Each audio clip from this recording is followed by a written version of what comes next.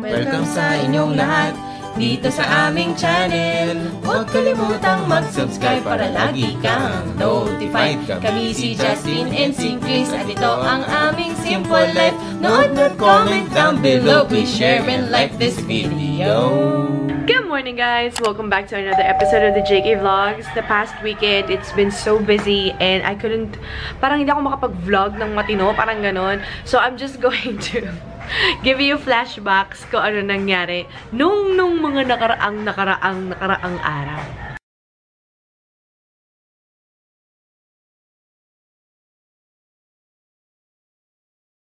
Merong excited lumabas. Yes! After 4 days! 4 days. 4 days ka nang nakakulong dito sa bahay. Kasi mag-resign ka na. Nahihirapan na nga ako eh. Konti na lang, love. Birthday ni Daddy bukas. Anong gusto mo, Daddy? Handa? Alam ko yung gusto mo eh. Alam ko yung gusto mong handa ko. Handa mo para sa birthday ko. Ano? Hotdog na nakatusok sa pinya. Pinya ay mo repolyo? Repolyo pala. Hotdog repolyo! Gusto mong gawing birthday party ng mga bata. Gawin nating live bukas. Pag-live stream tayo bukas. Pwede naman. Live stream tayo. Pwede naman. Pwede. Tapos saan tayo kakain? Dun sa Concepcion. Calle Luna. Try natin. Sana masarap. Tara na! So, after 4 days nga ng pagkukulong ni Chris sa bahay, ito nakalabas na ulit siya. Tapos na yung mga araw niya ng pagiging mole. Yan, mga nakarang araw, nandun lang siya sa bahay nakakulong. Naka-makeup. Gumagawa ng video at saka nag-i-edit. So, ngayon na yan. Lalabas na siya. Congratulations. Let's go! Ayaw ni Chris yung menu dun sa una naming napili. Kasi sa Calle Luna. Oo. So ngayon, sinuggest ko sa kanya yung burger matching. Kasi nakikita ko yun pag sumasaka ako pag umaga. Ayaw niya din. Pangalan pa lang, panalo na eh. Doon tayo sa Concepcion. Ganun tayo. Ayan guys, sabi ko kay Justin mag-McDonald's na lang kami. Ayaw naman niya. So lakad pa tayo papunta sa harap. Marami pang kainan doon. Ito, may nakita si Daddy. Ano yung nakita mo, Lam? Sarap. Masarap kaya yan? Sige nga, magkano daw? 50. 50? Yung papakin lang, yung maliit lang. May maliit lang kayo, kuya? Yung isang malaki, grabe. Ayun na yun, 50. Okay, sige. Tingnan nyo guys, ang laki yun. O, diba? Low calories. O, diba? Suot ko pa rin yung makeup ko. Hindi ko alam kung napansin nyo kanina. Hindi ko na tinanggal kasi sayang. Let's eat! Ayun. Yan yung Putok-Batok series of the JK Vlogs. Yung susunod yung hospital series. Ay, ang galing. Sinasaksak lang ni Kuya to break it apart. Daddy, kamusta yan? Kamusta? Masarap? Mingi kami ng suka. Yan yung suka na acido. Yan yung masarap. Street food galore tayo ngayon, guys. Ito, nakakita ko ng chicken ball dito sa palengke. Yum! And guys, ito na yung chicken ball. And si Daddy, as always. Masundot? Yummers!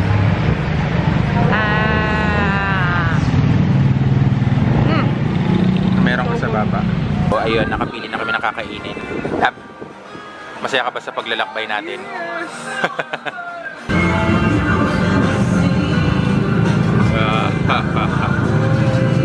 Are you happy? Happy birthday! Happy birthday! Dumating na yung mga order namin. Look at this! Spaghetti sa planggana. Oo. Spaghetti and meatballs para kay Lab. Yeah! Burger and fries para sa akin.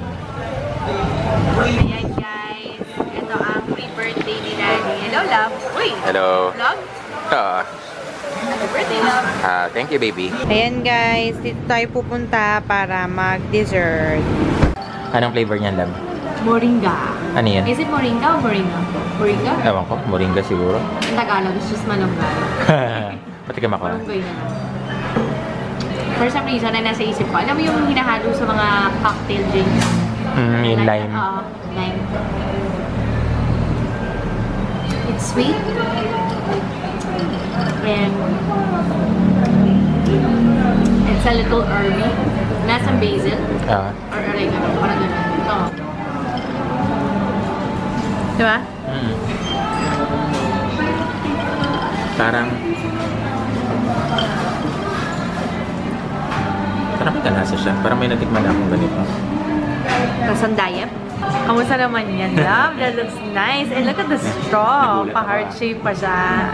Akala ko hindi siya. Ay. Mga ganito katangkad. Oo nga eh. Presentation, thumbs up.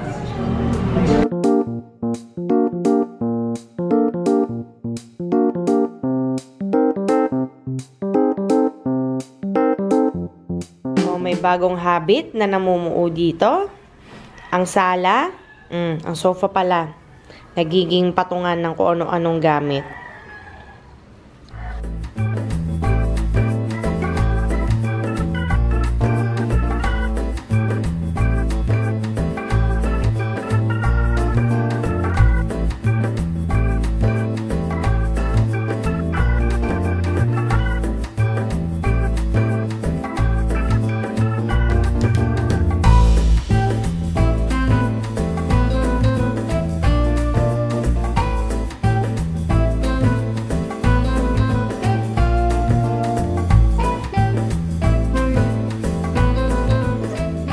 Ayan guys, bago tayo kumain, iinom muna ako nitong Timmy Blends. Actually, it allows my, siguro yung parang insides ko, yung aking intestines, mga stomach ko, ganyan, na ma-boot up, yung parang tipong ma-rejuvenate, ma-detox, ganun.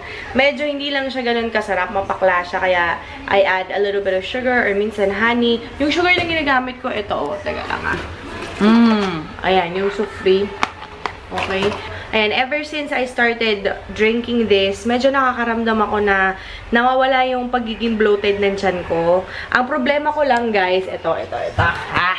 This one. Yung para sa colon na tea. Kasi ito iinumin mo every other night. Ang problema ko lang dito, kailangan the next day, hindi ako aalis kasi I really poop a lot. So, feeling ko medyo may pagka-diuretic to. Pero hindi ako sure ha. Pero yun lang yung effect niya sa akin. Ito yung itsura ng tiyan ko. Medyo lumaki siya kasi kumain ako ng bonggang-bongga this weekend pero paliliitin natin siya. Diba? Okay guys, for breakfast, ito ang aking kakainin. Ito yung, oh my gosh, ang hindi ko mabili-bili na mushroom. Thank you so much sa subscriber ko na nagbigay nito. Maraming salamat. Ito ang aking magiging breakfast. Scrambled eggs, leftover savory chicken. Ano ba talaga ang basa doon? Savory? Kasi alam ko savory eh. Pero sabi ng mga employee doon, savory daw.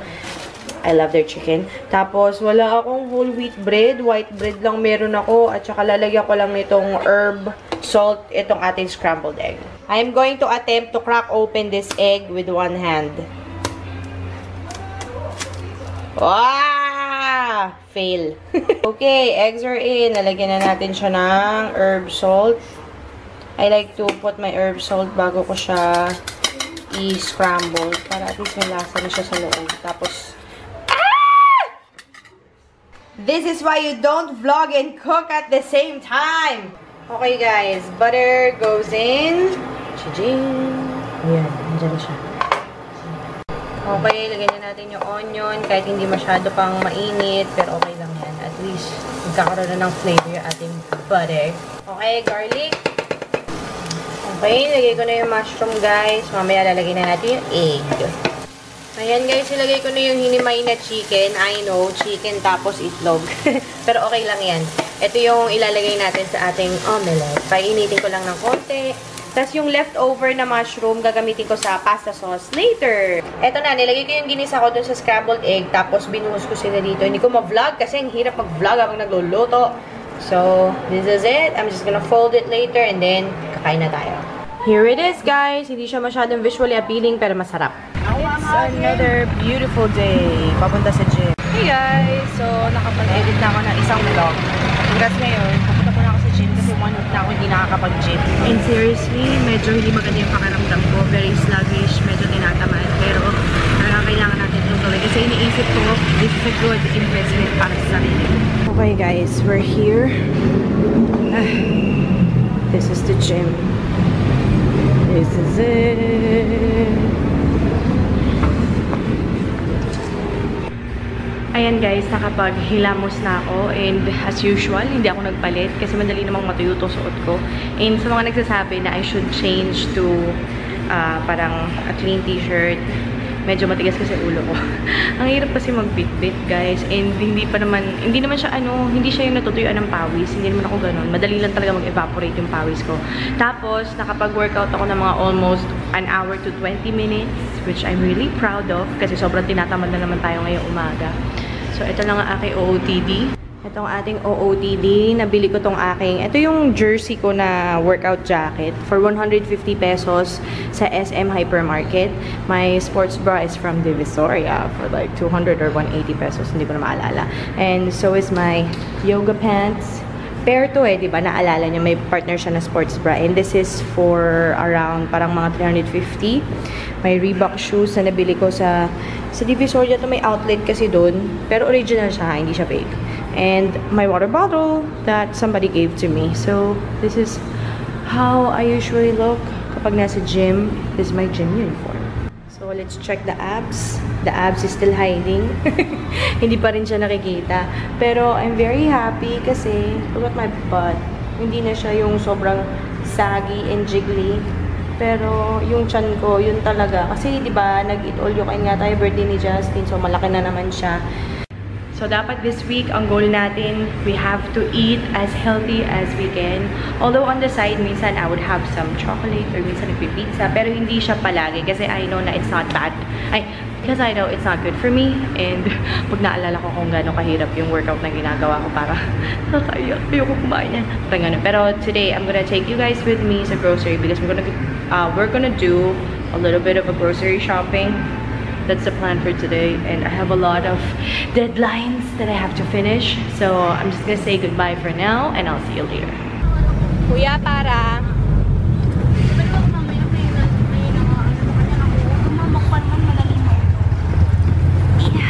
We're here, Robinsons.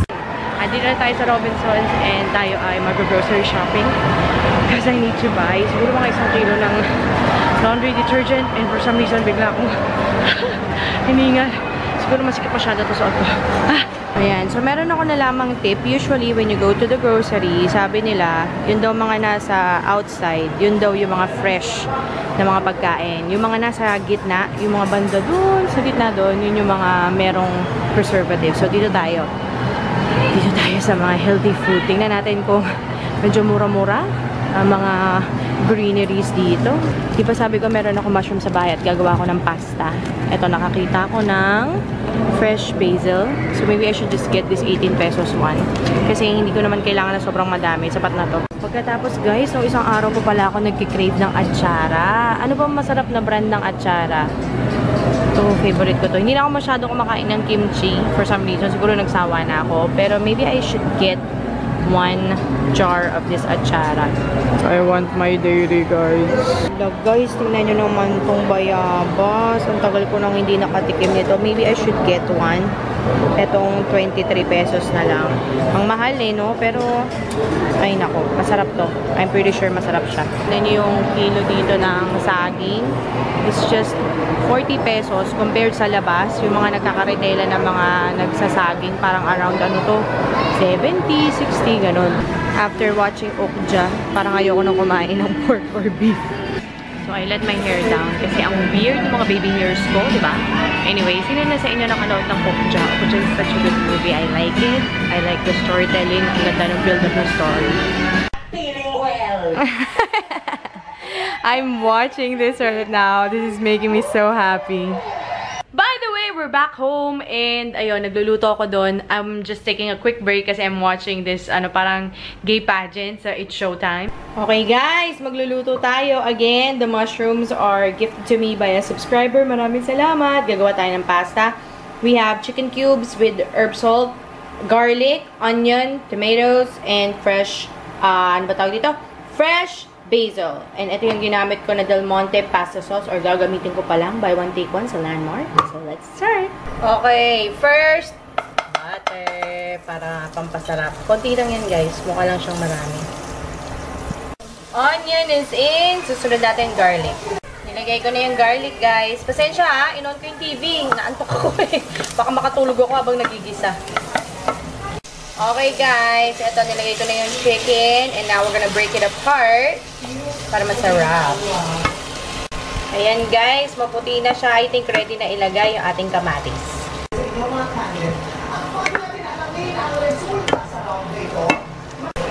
Mushrooms are in. The sauce is in. And now, lalagyan na natin to ating fresh basil. That looks so yummy, guys. I'm so excited. The food is now ready, guys. Sorry, hindi ko na ginandahan ng plating. Gutom na ako. Anyway, sir, Lai, ano po masasabi ko sa inyong performance?